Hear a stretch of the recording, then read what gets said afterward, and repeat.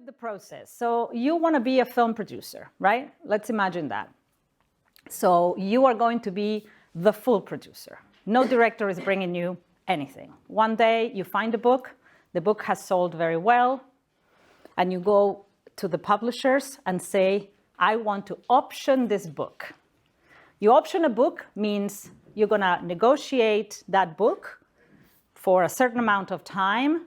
You're going to pay a bit for that. It's an investment. I mean, producers are all the time looking for money to invest in new things or investing time, right? If it's an idea that doesn't come from a book, it will be an original idea. It has another pathway that I can go through that as well. So once you have that book, you have an option, and that option will last 12 months, 18 months, 30 months, whatever. So you have that time to make the film happen. And so when you have the option, the next thing you want from that book is, what do you need then? Anyone? You need a scriptwriter, because the scriptwriter needs to adapt the book. It could be one person, it could be several people. Some producers are also writers, that's also my case. So you will have to adapt that book into a film script, which is the blueprint of a film. So once you have a film in the script form, you will have the basis of a film. But actually, now you need to put that film out there in action form. That needs a director, and that also will need a lot of cast and crew, actors, people who would like to take the roles, people who would like to take the roles. Each department will look at the script and say, okay, what are the costumes? And all the time, the producers will be hiring and supervising, hiring and thinking, is this the vision of the film I wanted to make? Because while all the creative side of things is happening, so you will be giving input on the script, you will be giving input on which director is best for the film, on which actors are going to be good for this project to actually have distribution and be sold. While that is happening, you're also working on the business side and on the distribution side. So on the one side is the creative bit, and on the other side is, once this film is done, who is going to watch it? And how do you get it to people? So once a film is finished, of course, you go through the shoot, you go through the post-production, you go through all the technical parts, and that could take, I would say, from the moment you option a book to the moment you have a finished film, several years. Not one, but several. Like it could be 1, 2, 3, 4 years, very normal. Then you finally have a film, and unless that film has a way, and you have, as a producer, thought about that way to go into the public, you just have a very expensive piece of moving image made with a lot of money that you have also put together, probably from grants, from national funding, from private investors. Maybe some TV channel paid a license to show that film. Maybe a distributor in a country gave you a bit more money. So you created this whole thing. But unless you have a pathway to the audience and how to exploit that film commercially, you will not see the money back. The film will not find its audiences. And that's, even if the film is made, that's kind of like a halfway failure. So a producer's job, even when the director has left and move on to the next project, even when the actors already have left ages ago after acting on the day of the shoot and maybe coming back to do some, what we call ADR at the end, in post-production, they come and some voice was not caught properly in the day, so you need to call the actors again. Even when all of that is happening, people start to wrap their work and they're gone, but the producer still remains. It's the producer's responsibility from idea to screen. So you carry the film all the way, thinking strategies with distributors, thinking strategies with licensors, other countries. How do you do the promotion? How do you do the tour? When is that going to happen? Who's going to pay for that? So a producer is somebody who cares about the creative, but also likes to work with people, but also likes to deal with numbers, and also likes to fundraise. So we have to have all of that combination, and also likes a bit of strategic work. So by the time that you said, okay, I have this film, I think this film is going to be very good for Sundance Film Festival. Who is familiar with Sundance? Okay, a few. Venice Film Festival, a few more. Cannes, Berlin, good. So those are called A-list festivals. There are only 5 or 6.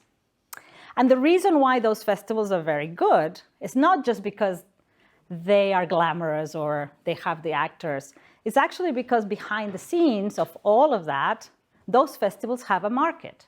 Those festivals are places where producers go and can do deals to distribute those films and to agree to a distribution deal in different territories, so a film will get places. So of course, we like those A-list festivals more than others because they have better weight in our film. It gives our film the capacity to show to a wider audience. Press give more attention. Actors like their red carpet better there. And so they will come for free, although bringing actors in is also going to cost you money. And producers need to continue fundraising for that. So all of that journey until the festival releases and launches, and hopefully by then you have a representative that sells the film, and that's called a sales agent.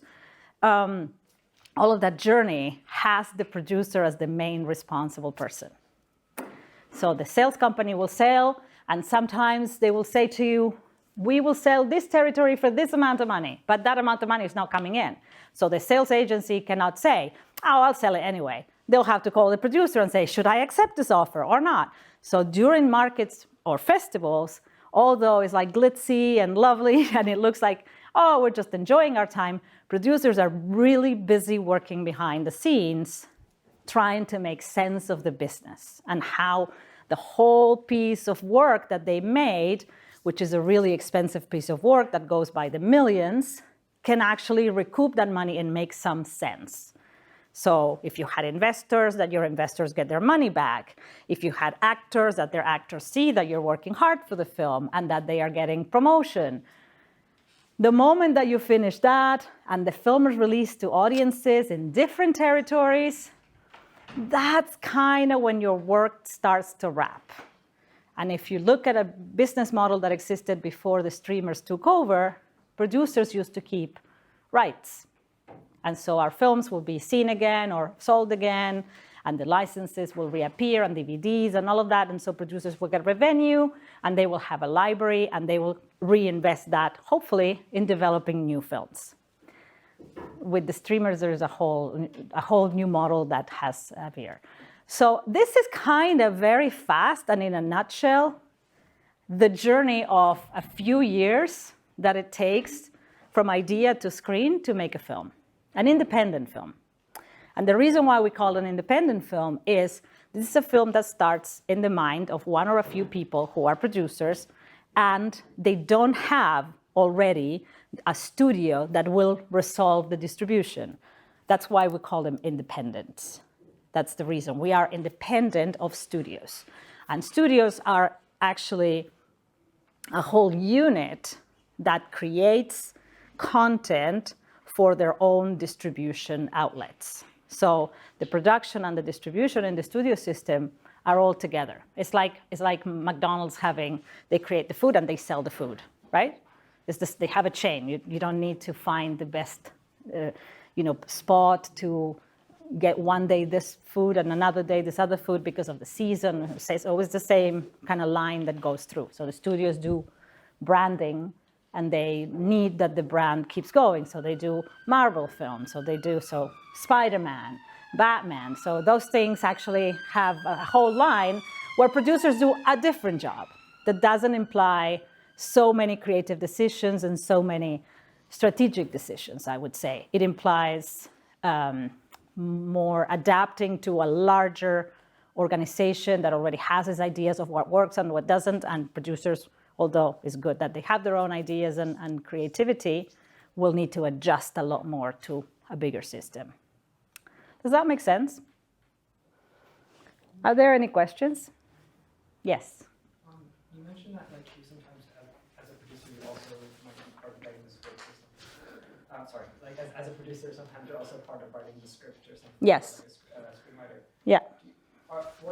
What other jobs what other roles might a producer also take part in, Well, ideally, you don't want to take too many roles because, as I mentioned, I don't know if you realize everything I discussed, it's huge. In fact, what will happen, or ideally will happen, you're not a single producer. A film, I would say, requires various producers because it's so huge what you need to supervise. So because the script happens before, the whole machinery goes and you have 200 people depending on you, etc., the script is kind of something that is controllable. Having said that, there are people like Steven Spielberg who do get the last Oscar because they are directors, writers, and producers. And, a producer can be all those three things as well, especially because I think that in the same way that being a director and a scriptwriter and a producer is a craft, the more you do it, the more you know how to do it. And this is a good thing about producing and about directing and about writing. These are roles, welcome. These are roles that you will have your peak. Let's say you will be at your best place when you are probably in your 60s. The best producers are people who have been doing this for 40 years.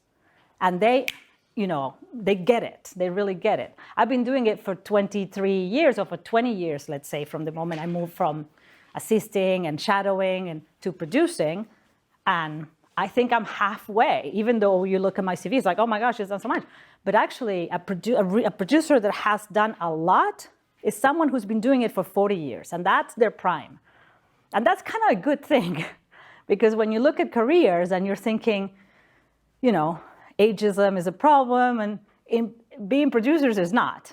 Because by the time you've been doing this for 40 years, you probably have a lot of connections, more investors, you have done it several times, there are things that you don't make mistakes anymore about, and it is a job that you really, really learn on the ground, on the spot. So for anyone who wanted to be a producer, although there are great careers in university and you can go and study, what I think those careers or those places give you is a network and a team and a community. But the real job starts when you go out and work. And I think that, unfortunately, when you have private universities and the people who can access those careers come from the same space, then in the work, you have a cut of class that also affects how those communities are created. So in the olden days, let's say, people were not going to uni to study it, and then they just understood this was a craft, and then just went onto sets and studios and say, hey, what can I do? I'm 17, I'm 18. So, okay, start giving coffee or stuff like that. But while you're doing that, you learn a bit of the ropes, and then you go into assisting, and that was the traditional way to get into producing, I would say. But yeah, you can do loads of roles. There are, I would say, there are ways when you are a producer that likes to be involved, that you're doing many roles, but from a supervising position. But in order to supervise something, you need to understand that role. So I was a line producer before. I was a production manager before, which means I knew how to do budgets. I knew how to hire people. I was also an AD for a time, which is an assistant director. So a director works with a second person that says, okay, we're ready, action, and gathers people on set, etc. So I did that job as well. So I did several jobs within a set, and that allowed me to understand the complexities and try to be more understanding also of other people's work, or try to see, okay, what would be the challenges for this role that I need to understand. I think in the last, certainly since Me Too, and in the last 10 years or so, I think the industry is going through a big shift where the traditional role of the producer, who used to be a man and was doing loads of things that in some cases were not amazingly great behind the scenes, just to say it in a polite way. I think that's changing, and I think that the reason why it's changing is, of course, because more women started and more people became accountable, and more producers were like, okay, this is not just about being a boss, but about being somebody that makes everybody understand that although this is a film where I will get the Oscar, this is also the film of everybody participating in the film. And keeping people working hard for you and keeping a sense of belonging to a big thing that has stressful time, that a lot of money is at stake, it's a really tough thing. And the more you do it, the more you learn how to do it better and how to do it better the next time and the next time and the next time. So yeah, you could do lots of other jobs as well. But the question is, would you be doing one of the jobs badly because you are, would you be leaving the producer seat badly? You work with co-producers as well, hopefully. So many times, you could be doing a film that shoots here and shoots in another country. So ideally, even though you're the main producer, you want a co-producer in that country, not just a service person, because you want the person to actually own the film with you. So they will fight for the film in that country, or they will give the film a real flavor of that country, not just a service that says, I'll do it and I'm gone. Make sense? Good. Any other questions? Actually, I have a question. I'm not sure. I think she has a question. And then I'm going to you. Let's go. Everything is creative in producing, I would say, even the moment that you're putting together a finance plan. Because you've got to be very creative in how you will, if I tell you, okay, you got to bring 5 million, it's like, all right, how are you going to go about? And so creativity is also applied to that. Creativity doesn't mean lying and imagining things that don't exist, like in that sense of creativity. Creativity is, how do I think outside the box? How do I take all resources? How do I take all possibilities and use it to create, right? Even the possibilities that I don't know yet. So I would say the whole process is very creative. There are moments that are very hardcore math, right? If somebody's giving you 10 and you got to give 10 plus 10%, you got to know what that means. But I think that's also very creative in its own way. You have to want to you're selling, there is a moment, for example, that you're selling something that doesn't exist. You're selling an idea, you're selling a story. And it's not the same as selling a t-shirt. You're selling, and why is that story so important? And why do I need to believe you? Why do I need to trust you? Who is going to make it? And a producer is the one that has to have all of those visions, both the creative vision of the director plus the strategic vision and the audience vision embedded in one package, right? So, but I think it's a very creative work. Yeah. Yes? There is a rumor in the film industry that it's assistant directors who actually make the movies and who actually make the environment on set comfortable. Yes, absolutely. Absolutely. Absolutely. I mean, assistant directors there is a big tradition in the UK of great assistant directors that come a bit from like a military background at times, because they are a bit like, surgeons for the producer. Some people like those type of sets. Each producer will have a different trust on different ADs. But it's true, ADs are very important. They are the right hand of the director. But as I said before, the shoot, the moment you're on set, is just a part of the movie. It's called production, and we call a film a production, which has a face called the production, and that is the shoot. But yeah, there is the bigger picture. But yeah, ADs are extremely important. I'm very fond of some of them, and when they're not available for some of my projects, I get very frustrated, which is like, oh my God, how do I change my AD that I'd like, and I think it would be perfect for this job. I've worked with new ADs, especially women. I've given a few women, AD jobs, first AD jobs for the first time, because I think it takes real intention to change things. It's not just like, okay, I couldn't find it. There are no women grips. There are no women electrics. You have to go out and propose it and find it. So I've been very proactive about that. And I kind of think it makes a big difference. Most of my sets end up being a bit like me, somebody who was born in a place, came here, immigrant, Latino with this and that. So all my sets have people from all over the world who live here, who have a British nationality as well, but they're also originally from other places, and as well having Brits and all of that, but from Brits from here originally, I mean. So that makes your style as well as a producer, I'd say.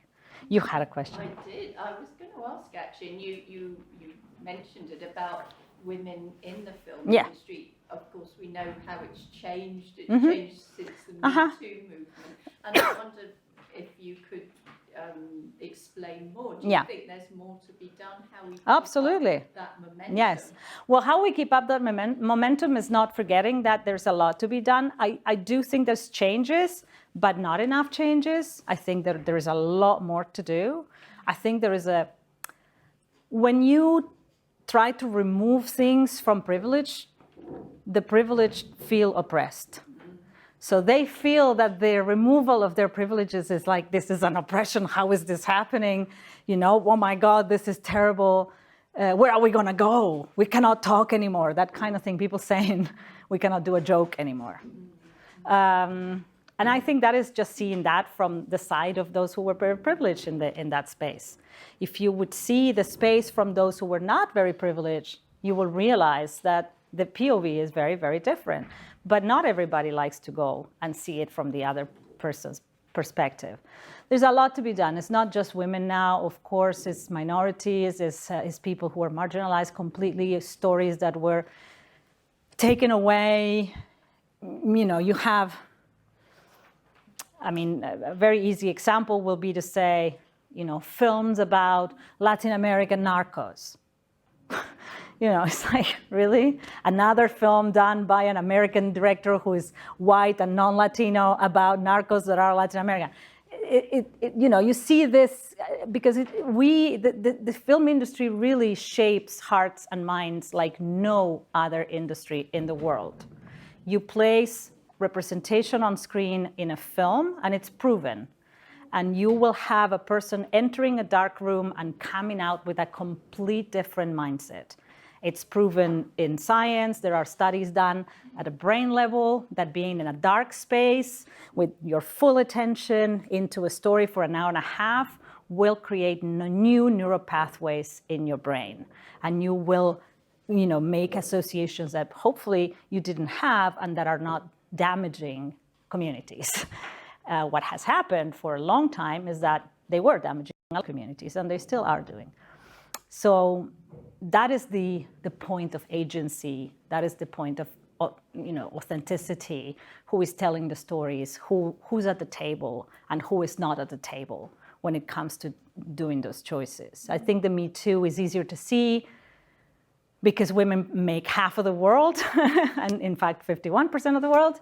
But the larger POV, or the gaze, as we call it, has been, you know, cisgender, male, and white for centuries. And that's what people normalize. Having said that, that doesn't mean that white cisgender men don't have a space. In fact, they still do. They are still the majority. They're still making 80-something% of films. So there is no risk there. It's still happening. It's just that there is a need to incorporate those other people that were being marginalized. And I think that changing the culture of certain things that were abusive and the way the industry worked, it's a full-on reckoning. But there is a lot to be done still. A lot. So as someone who is interested in going into the theater or maybe even film industry, how would you suggest as like a student going into it, like as like a first time job? Yes. How would you suggest that I like go in? Yes. The first thing I'm going to say is you have to, so the film industry, and especially for actors, it's not for everyone because of the way people deal with rejection. So if you want to work in the film industry, you have to really, really work hard at how you're going to deal with rejection. Because 99% of the time, what you want to make, even as a producer, will be rejected. It's not that the majority of the time you're going to get a yes, and then every now and then you're going to get a no. You're going to get a no 99% of the time. The yes is going to be, something here, something here. So I think if you're able to understand that every no is like, okay, their loss, and you're able to keep it like that in you and not think that they are defining who you are and they are defining what you're able to do, then the industry is for you. Because the moment that you get that yes, maybe your life can change forever. And that's true. And then it will be another problem. Are you ready for that life to change so drastically, which can also happen? The deviations and the detours are huge and permanent. And I have a lot of respect for actors. They deal with so much rejection, so much. Even the ones that we see, and we live in a culture that is so interested in success and showing off that all you see is what's great and what's, Instagram lives and this kind of thing. But actually behind the scenes, there is a lot of frustration and a lot of mental health issues and a lot of, I'm not worthy of this. A lot of, imposter syndrome. I mean, all those things. So my biggest advice for anyone who wants to get into the film industry is make sure you have a nice network that takes care of your mental health, because it is key. It is really, really key. And nothing that anyone has told you can prepare you for the impact of being told no, 100 times a week. Because the more castings you do, the more you're able to get that. If you don't mind and you're really interested in the craft and you don't care about that and you enjoy the craft, you will be happy. You will be surrounded, by a community that suffers the same, and you will not be alone in that journey. And I think it's a great journey as well, because it's so connected to who we are and humanity, and storytelling is a key part of human beings. And you can travel, you can touch hearts and minds everywhere, and show that what you feel through a character or what a movie is showing is something that happens here and on the other side of the world. And you will travel to Japan and someone will come with a photo of your film and say, oh, can you sign it? And you'll be like, oh my God, what do I have in common with this person? But you do. So it's the ultimate human experience, I would say. But that would be my biggest thing. And craft, work at the craft, keep working. Enjoy the acting, enjoy the connecting to people. Even if you think you know it, go find something that you don't know. Be curious, knock on sets, be an extra. Don't lose your ability to dream about what you want, but also your enthusiasm. Make sense? I hope it's a good advice. Good luck. Yes. I'm sorry, I have this eye thing. It's terrible. It's not that I'm crying, but my eye has been crying for me. Yes. No, it's been like this for a few years, I would say. I just wanted to ask about the financial aspects. Yes. Of being an independent producer. Yes, terrible. So what kind of question, especially? Firstly, how, percentage-wise of the Ooh. profits made, how much goes to the producer? So in the profits pool, how we call it, the profits pool is what you are left with once the film has paid all its investors and what's called all its expenses. So a salesperson will charge you a commission. They will charge you the marketing they do for the film. The producer pays for everything, or the producers will pay for everything. And so once you paid everybody, you pay for distribution, you pay all expenses, and there is profit. Generally, the profit pool goes 50% for the producers and the creatives, and so that includes the actors, the directors, and 50% for the investors. And the producer will need to negotiate with the directors and the actors how much of that profit pool of the 50%, sometimes it's 60%, sometimes it's 80%, but generally it's 50-50. They did not work for independent film. If you wanted a stable income, it depends on how much do you want a stable income. If you want a really high stable income, it would be better that you work for a studio. If you want a normal stable income, maybe you can make it as an independent producer. Why not? I've had a company for 14 years. We had ups and downs. Sometimes we had, films that were 10 million films, and sometimes we did films that were 200,000. It depends. Not all goes to the pocket. I'm talking about how much the film costs. So it depends. It's a really tough. It's as tough as the actors one. I'm not saying that you end up. Actors do a lot of waitressing and waiters jobs because they're flexible and they give them like disposable income very quickly and they can just drop it and no problem. So that's the reason why actors, when you go to LA, most actors are doing that kind of job because it's easy to leave it, right? So producers, we may not be able to do that and the other thing, because actually as a producer, you're working 24/7 to try to push your projects off the ground and trying to make a living. So, and sometimes if you have a company and you have other people working for you to pay their salaries, that is not the 150 people all the time unless your company is very big, but still you have a core team that stays, right? Your accountants, your lawyers. So before you launch yourself as an independent producer, I would say the best thing is to work. I work almost for 10 years for others, for salaries, for other producers, learning. So I opened my company when I had a career of 10 years already. And the first years in the company were really, really tough. I had some money saved, and that's how I launched the company. But even that wasn't enough. So immediately you have to go and look for loans, look for investors. So it quickly becomes, chewing you and throwing you. But then when things work, you got to be very savvy. What do you do with that money? Do you go and spend it and go like crazy? Or do you consider, okay, these are the times of, the good weather. There could be times that are not good weather. So then you have a pandemic where the whole industry collapses. And then you may be able to you may need to start again. So it is not the most stable of jobs. You are working on, especially if you're an independent.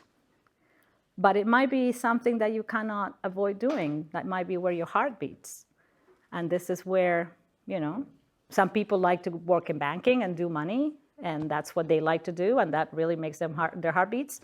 I found that for me, it wasn't enough just to make money. I needed to also make something I liked, and I felt that it gave a meaning to my life, So I had great times and I had some not so great times, but you continue, you keep going, hopefully. Does that answer the question? Yeah, no. Was there any other bit that I didn't get? No, I was just thinking, if I did it, I was thinking too far ahead this time. That's good. That's okay. That's good. Work within the industry. Shadow people, learn, zip up, learn, listen a lot, take a lot of notes. A great way to get like the best producers that have come from working with me, or people who were junior when they started working, I think were people who were with me most of the times on meetings, and they were taking notes, and they were doing the notes for everybody, like taking minutes as we call it, and they were learning a lot, and they will have questions, and they would say, what does this mean? What does it mean, investment corridor? What does it mean that an actor has these weeks? Does it mean that if we don't do it then, it will fall through? What is, an American actor has this union, and, so it's a lot of stuff to learn of the making, right? And it takes a long time to learn it. It takes a long, long time. Even at 10 years down the road when I opened my company, I would say I should have waited another maybe 5 or 10 and open it now because there was a lot that I didn't know. Production to work on, why did it make you, my favorite production to work on, I work with my husband as well. And he's also a director, he's also a writer, and he's also a producer. So I produce most of his films as well. So Dylan's dad. And so my favorite productions in a way are the ones I did with him, because they are like, my family productions in a way, but, and they mean a lot because we've done like very personal films. And they took us to great places and allowed us as a family to live really great adventures. So they have this loaded meaning, if you know what I'm saying, that I can't really make other things compete. But I've made really great things. I've known, great actors. Some of them became my friends. One could say, yeah, that's amazing as well. But yeah, to me, it becomes about the films that I did with my family. It's funny, but yes. Any other? I'm with you. Any other question on this side? At the back? No. You. I wanted to come to the family aspect of it. Yes.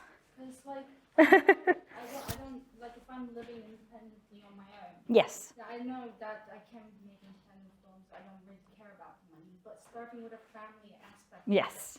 Would it be able to support the family, let's say? Well, it depends. If you manage to be savvy about your producing, you could. Why not? I mean, I think that in my case, I worked with my husband from really early on when I created the company. So it was two people pulling the cart, and that is easier. That's why, even though a lot of people think that this is an industry of projects, and you will have loads of people sending you emails about my script and my project and this and that.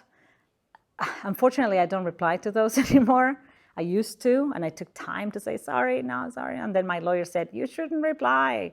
One day, if somebody sent you an email with a script that you didn't even read, but you replied and say, sorry, and then you make a film down the line that has any resemblance to that, that person can come back and say, she's copying me. I sent her the script, and she said, I'm sorry, no. So I have the proof that she read it.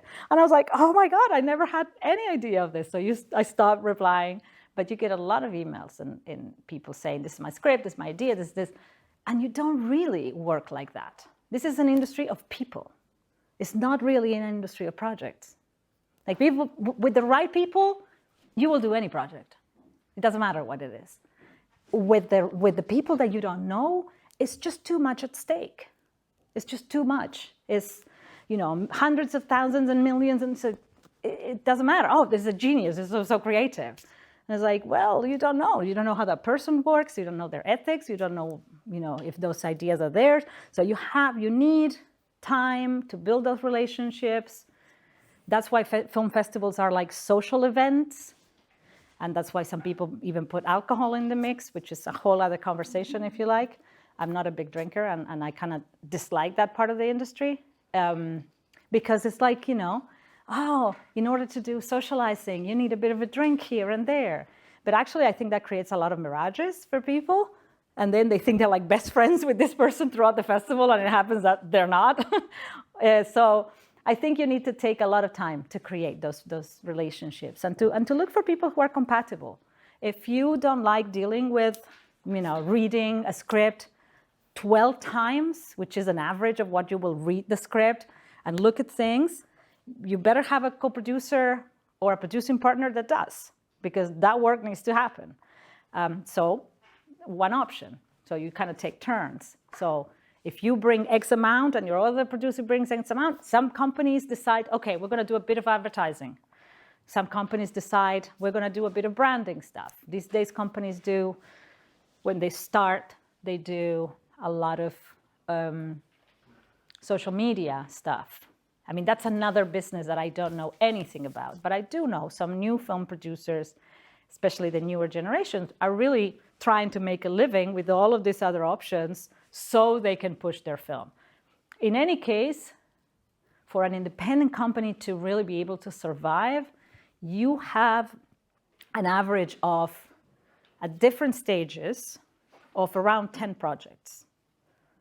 So some things are in post-production, some things are in production or pre-production, some things are being developed, some things are, you're reading the books and you want it.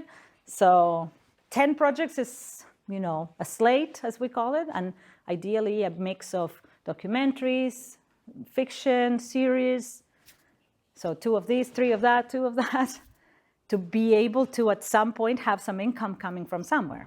Yeah. But yeah, I mean, definitely it's not like doing reality.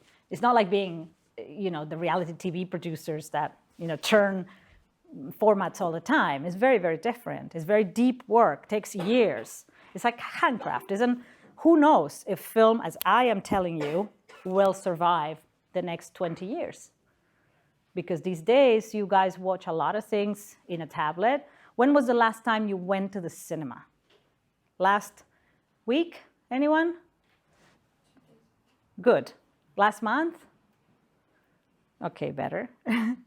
Last 3 months? But you see, if I had asked this question 5 or 10 years ago in a room with a film producer, with people who like film, I would say, when was the last time you went to this film in the last week? Everybody will raise their hands. And it's less and less and less. And I do a lot of these talks.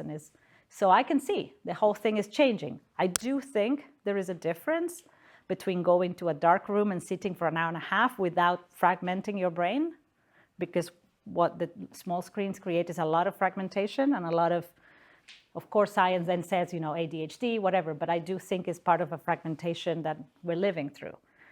And if people, I would like to do an experiment of people with attention disorder or whatever it's called, say, okay, put them in the cinema for every week twice, and let's see what happens to that brain that cannot go to other places all the time and needs to go very deep in a very empathic space. Because when you're in the dark, and that's the whole story you need to go through, and you need to live through the actor's work and the emotional stuff, hopefully in a good film, your brain engages completely different than what it does when it engages with a multifunctional, sending things, that is a device. So I do hope that it doesn't go away, but I can see, the colors of the little screens are very tempting and are very addictive. So we are definitely in competition with a complete different model. When you create for cinema, you create with a huge screen in mind, and everything is seen. So a little flag on that corner and a little thing over here will be telling the story as much as what you see big. And these days, if you go into film studies or you decide to analyze films more, when you look at things, everything is close up, everything is closer. A lot of things are happening, but in a very blunt way, because the screens are smaller. And that also changes the craft, let's say. But that's a whole other story, I guess, a whole other conversation. Any other questions? Any other personal questions like the one she had here? How do I do? What do you think? Okay, so we've got time, I think, just for one more question. And I can't stop in life asking questions. So there you go. There you go. I hope it's useful for everyone. So you started off as a journalist Mm-hmm. and then became a script writer and stuff. Yeah. How different is it to write as a journalist and actually then write as a script writer? Oh, very different, I would say, because when you write as a script writer, you have to write everything that can be seen. Everything needs to be seen. In fact, bad script writing is when you describe things a lot and you do a lot of the work that actually belongs to the director, or you say things that are impossible to show. When you say he felt disconcerted, it's like, well, no, a scriptwriter should say he raised his eyebrows with an expression of disconcert, and a journalist will say she felt disconcerted. So it's different. So in journalism, you're trying to tell people, this is what I saw. I'm going to try to bring you in the same emotion and same information I have or I gather for you. And as a scriptwriter, you need to think about, how do you see this? What's the action? What's the action? How do you see it? And also in journalism, an example is very good. I think you say, I was sitting here and somebody opened the door, came in, said hello, and put a piece of paper on the table.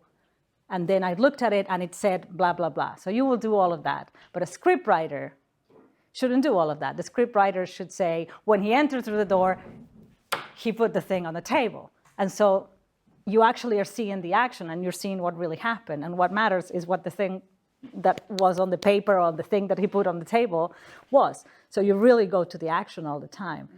So it's, in one, you need a lot of information, trying to be unbiased, and in here you are biased. You're in a POV that you never live or you shouldn't live behind. So it's probably almost the opposite, I would say, in some things. Does it make sense? Anything else? Last minute. Last question. Yes. This is quite, I won't ask the question, but like you said, there was like a big impact about streaming and how it's like completely changing the way that production Yes. is happening. Like, do you think that will continue in the next few years? Will it make it harder to be in the industry? Or? If I had the answer to that, I would be really fantastic. Look, I think that the business model of films was so old and so ingrained into a lot of things that were not good, into a lot of things that were good, but flaky, but weak. So it only took a tiny bit of shaking from some big tech companies to be like, oh, what matters is the audience. What matters is that you can see this. What matters is I put this and it appears everywhere. Craft, I don't know if it matters. Yeah, maybe. It shouldn't be a bad film. But I don't know if you see it. Sometimes it happens to me, at least. Maybe just it's a generational thing. But when I look at Netflix, I feel that a lot of things are similar. You do feel that too? Yeah, well, so then it's not generational. So, and I'm thinking, is this because of the algorithms? Is this because of the commissioners who are saying yes to certain shows and not to others? Is this because Netflix is trying to create a brand like the studios? I don't know why, but to me, that diverse landscape that we are losing is a big question mark. Like, will the audiences turn around and not like it anymore and say, like, you know what, I don't want to pay for this? I don't know. I really don't know what will happen. I do think that cinemas need to offer an experience in order to keep engaging younger generations. Maybe it's this idea of meals, maybe it's something else. I think there are a lot of people trying to experiment of what will be the future of cinema. To me, there is very little being done on the neuroscience part. And I think that is something really important that we're not highlighting enough.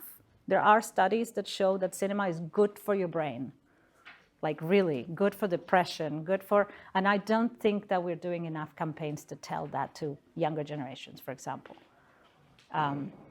You forget about things. You can have a worse day, but you go into a good movie and you really, really forget. When you're watching a tablet, maybe you forget a bit, but 2 minutes later, you have the notification, somebody sent you a message, you stop, you do it. So, and all of that really fragments the brain, and we're seeing it. We're seeing it with the new generations. The fragmentation is the problem to me. Like, going deep into knowledge requires this very deep empathic pathway that cinema creates very easily. I don't know, I hope not. I hope we can rescue it. Yes. Okay, so anything else? I Okay. think we are out of time. But Brilliant. Paula, Thank you. Well, thank you. And if anyone has any questions, late questions, you can always come back. For you. Oh my God, thank you. Thank you so